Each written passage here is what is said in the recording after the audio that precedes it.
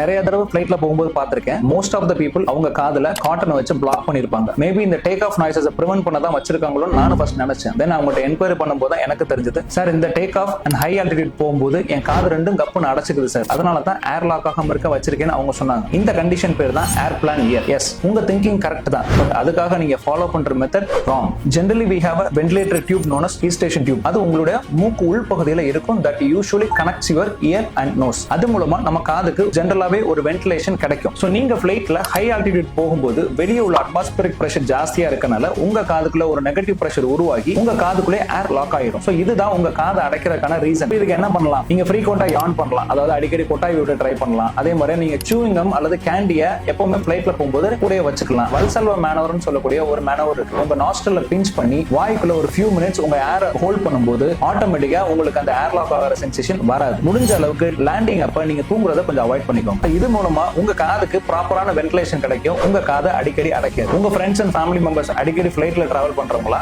அப்ப அவங்களுக்கு மறக்காம இந்த வீடியோவை ஷேர் பண்ணுங்க.